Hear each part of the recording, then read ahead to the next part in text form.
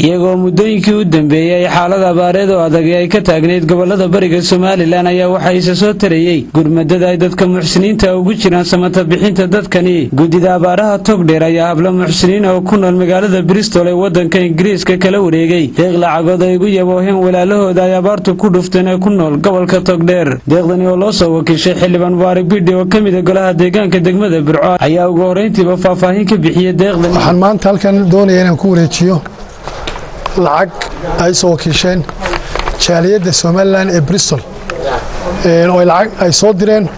oo ay ku soo direen ay ugu talagaleen ay ku soo direen gudda tabarucaadka abaaraha ay soo direen oo ay ugu talagaleen abaaraha waxaan ku wareejin doonaa lacagtaas oo $5,200 oo ay soo dirtay guddida jaaliyadda Bristol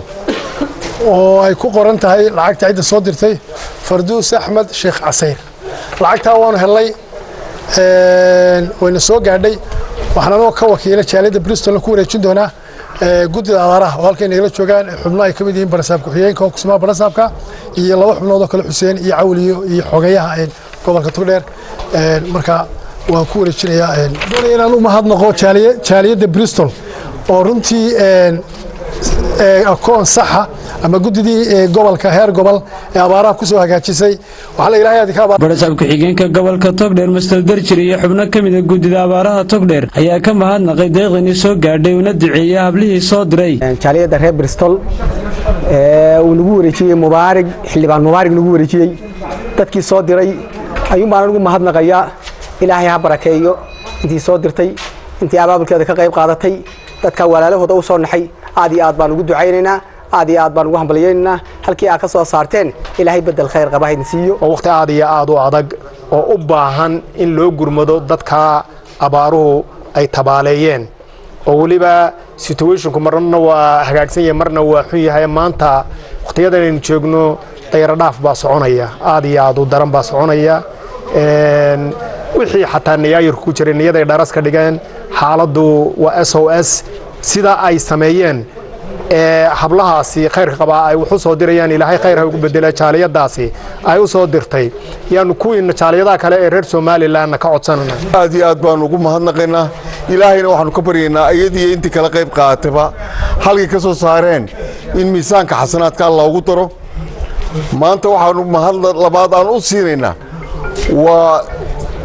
akoonkii guddida taakulaynta abaaraha waa midhka kaliya ku soo guray lacagta ee ku soo shubay aad baan taan ugu mahadnaqaynaa qodobka kale lacagta maanta soo dirteen dad waxa laga yaabaa 10,000 ama 12,000 qof gaaraya ama xoolo 20,000 neef gaaraya inay wax u qabtaan haween neefka calooshiisina waa idin ducaynaysaa qofkii haraadanaa ee la siiyay ama in biyo loo siiyay waa idin ducaynaya waxaan markaa codsanaynaa in lagu daydo jaaliyadda reer Bristol waxa kale halkan mahadnaq uga jeedinaya xildhibaan Mubaarak